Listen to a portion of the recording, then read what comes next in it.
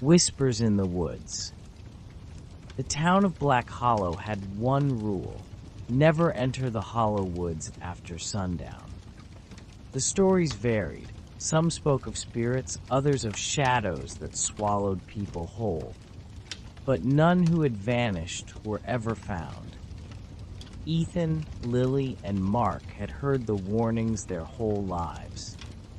But on this night, with nothing but a flashlight and a thirst for adventure, they stepped past the rotting wooden sign that read, "Keep out."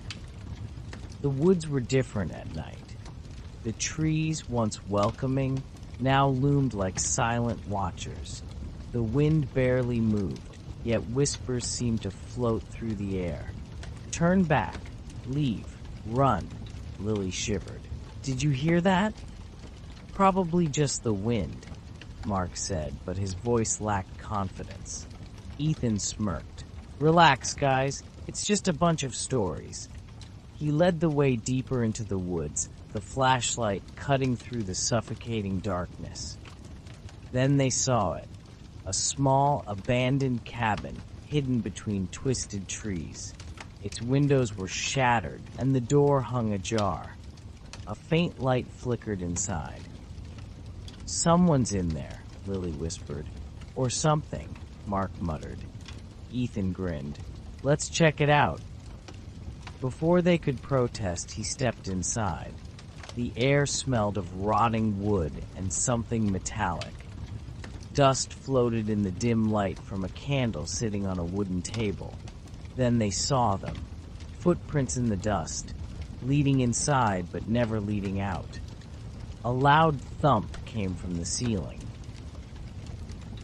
Lily gasped. "What was that?" Mark pointed to a trapdoor in the ceiling, barely hanging from rusted hinges. The candle flickered wildly, casting shadows that seemed to move on their own. Then, slowly, the trapdoor creaked open. Something dropped down. A woman, her skin gray and stretched too tight over her bones, landed soundlessly. Her eyes were hollow, her mouth twisted into a grin too wide for her face. She whispered, her voice like dry leaves scraping the ground. "You shouldn't be here." The candle blew out. Darkness swallowed them. Lily screamed. The flashlight flickered, revealing glimpses of something crawling on the ceiling. Not the woman, but something else. Too many limbs, too many eyes, too fast. Ethan grabbed Lily's arm. "Run!" They bolted out of the cabin, crashing through the undergrowth, but the whispers followed. The wind howled, carrying voices that were not theirs. Then Mark tripped. "Mark!" Lily turned back, but Ethan yanked her forward.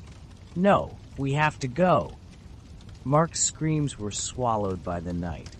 They didn't stop running until they burst out of the woods, collapsing onto the pavement near town. They turned back, expecting to see Mark, expecting to hear something, anything. But the woods were silent. Mark was never found. And the next day, a new name appeared on the rotting wooden sign. "Keep out. Mark is waiting."